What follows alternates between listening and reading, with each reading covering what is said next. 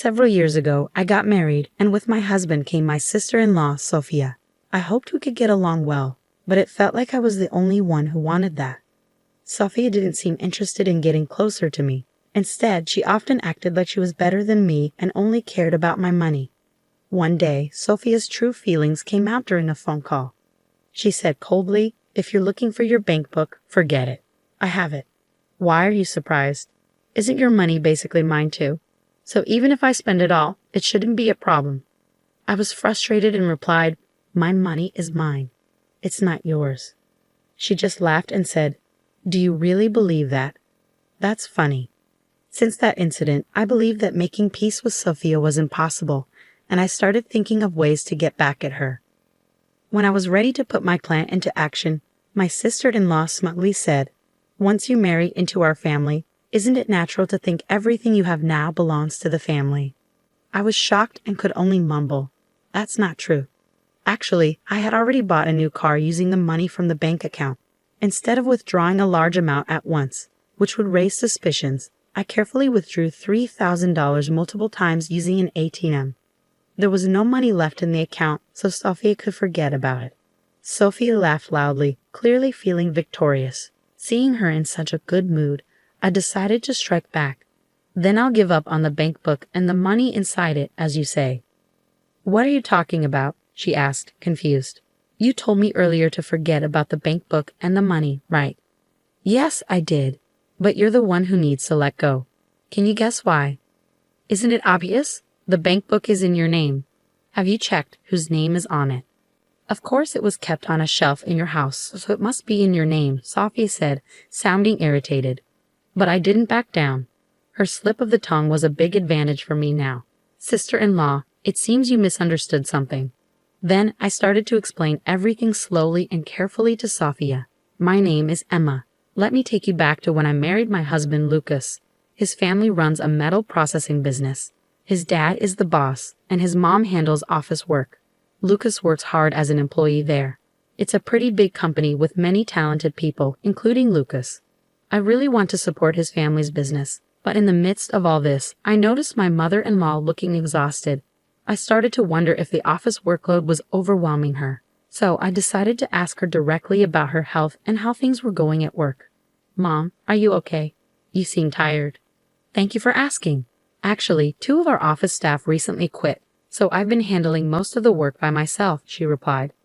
"Wow, that sounds really tough, managing everything alone," I exclaimed, surprised by the workload. As my mother-in-law explained in detail, I learned that the 2 staff members had left because they got married, and finding new people to hire was proving difficult. There also wasn't a clear plan for hiring new staff. So I decided to offer a suggestion. I have experience in administrative work. If there's any way I can help, even a little bit, I'd be happy to support.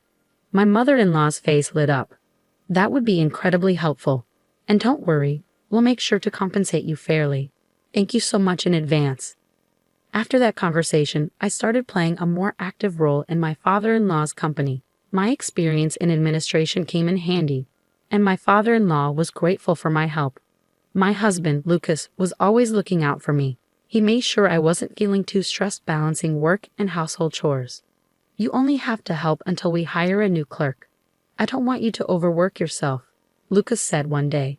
"Thank you, Lucas, but I get along well with your mom, and compared to my previous job, the environment here is much better. So I don't plan on quitting anytime soon," I replied. Lucas respected my decision. Then, one day, my mother-in-law suddenly exclaimed, "Oh, I completely forgot to go to the post office." "That's worrying. Would you like me to go for you?" I offered kindly, and a smile brightened her face. "No need, Emma. I was planning to do some shopping anyway, so I'll go," she said, rushing off. In the short time she was gone, it felt almost planned when my sister-in-law showed up at the office. "Hey, Emma, long time no see." Sophia's voice sounded friendly. "Sophia, did you need something?" "Actually, I was just passing by and thought I'd say hi," Sophia said with a sweet smile. "I've heard rumors that she's currently working in a restaurant since she doesn't have a full-time job. But I didn't know the details about her current situation. As I was considering asking Sophia about it, she suddenly turned to me. "Emma, I'm curious. Are you getting paid for working here?"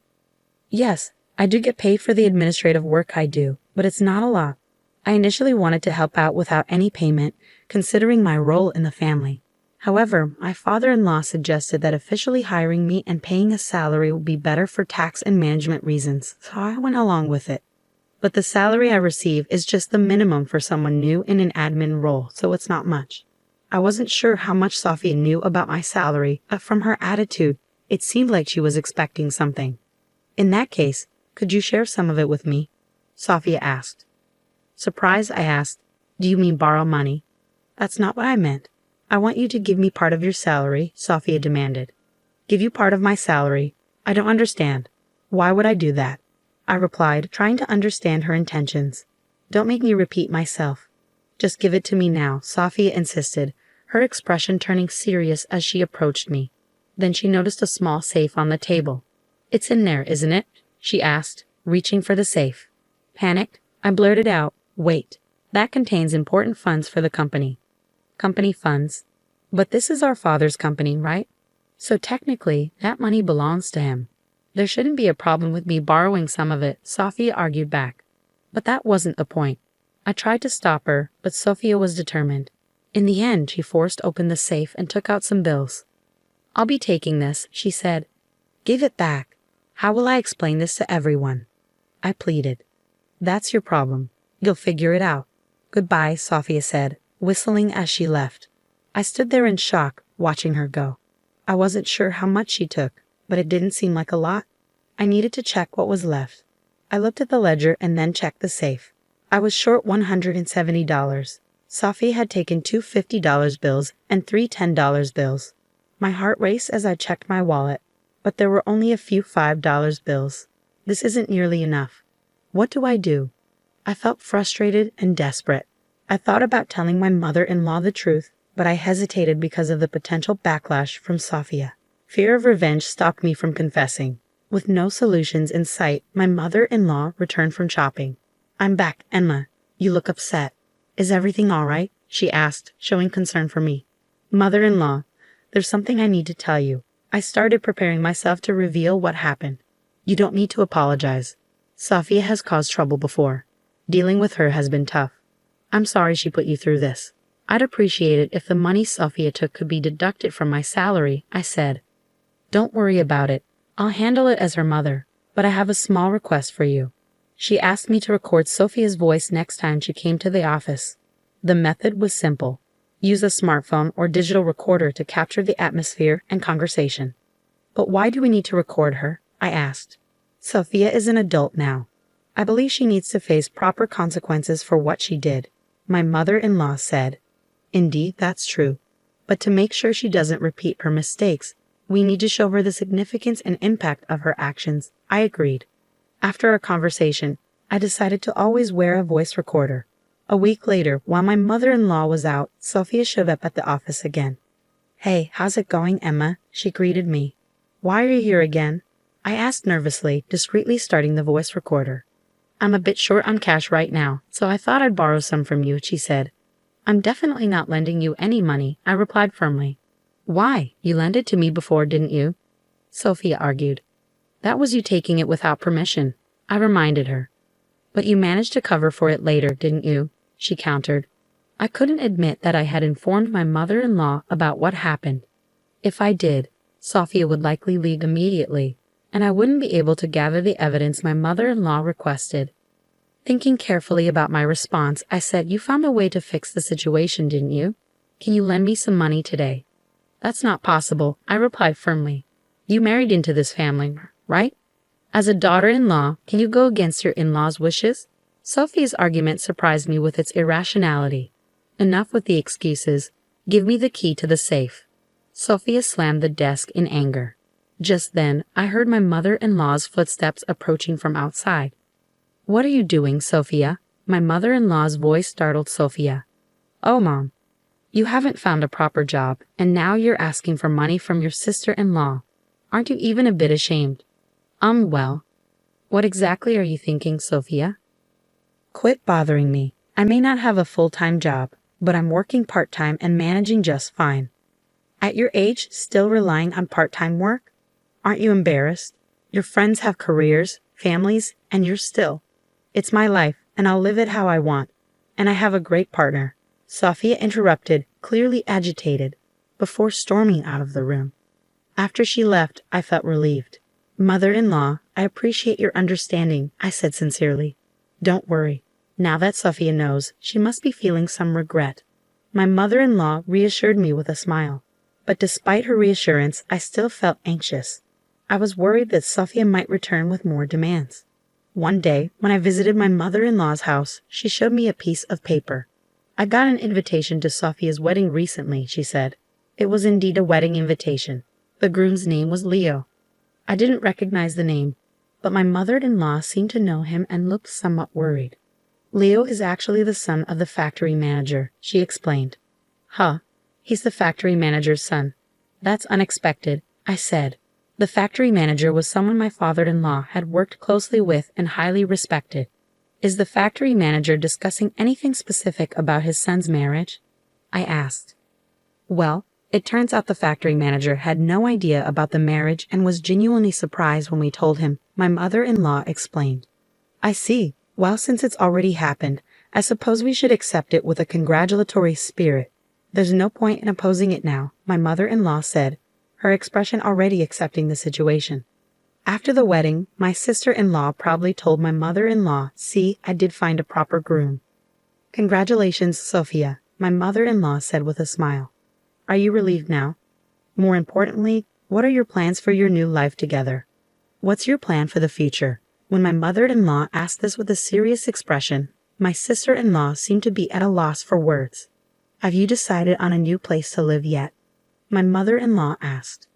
That's something we'll think about in the future, Sophia replied vaguely. I thought as much. For now, you should start by living in our apartment. We're planning to move to a new place, so you can have this house. Consider it our final support for you. If you need to, find part-time jobs and support yourself. My mother-in-law said. All right, I understand, Sophia replied, looking displeased. I was surprised by her attitude. She should have been grateful for the house she received. Most of all, I felt sorry for my mother-in-law, who seemed pained and hurt.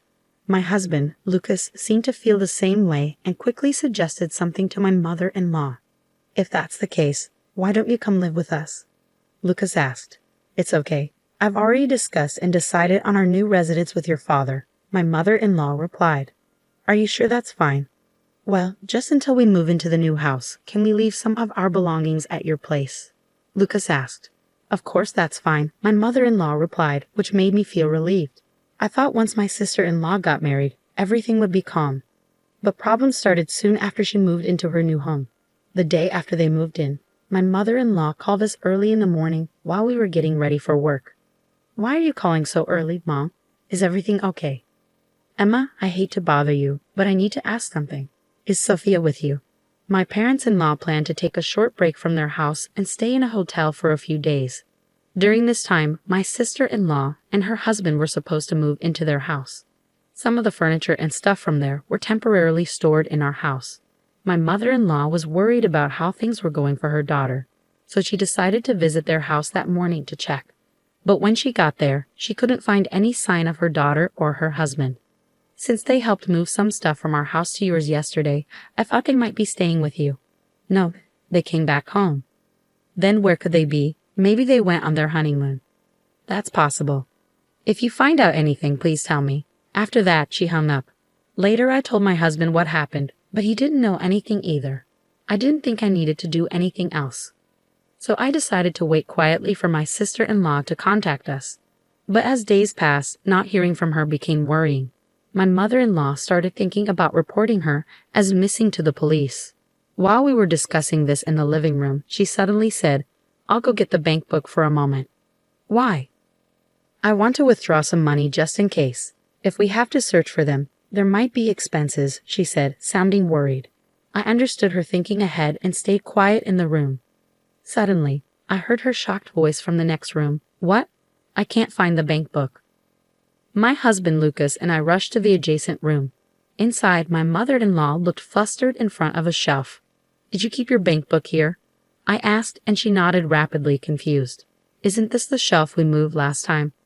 I remembered that we moved things from her house in 2 stages. First, the day after my sister-in-law's wedding, and then just a few days later, before she disappeared. The shelf in question was from the first move, but neither my husband nor I remembered touching it. Neither of us touched or checked that shelf. But are you sure you left it here? My husband's doubt annoyed her, and they started arguing. I stood there confused, watching them, when suddenly my phone rang. The unexpected call in this tense situation startled me. Reluctantly answering the phone, I asked, "What's wrong? You sound upset." It was my sister-in-law. Hearing her voice surprised me. Raising a hand to interrupt the argument, I said, "Sis, is that really you?" Both Lucas and my mother-in-law stopped arguing, turning to me with surprise. Turning back to the phone, I asked again, "It is you, right?" My sister-in-law's answer was short and annoyed. "Who else would it be? Where are you? We've been really worried about you." But my sister-in-law brushed off the question, saying, "It doesn't matter where I am.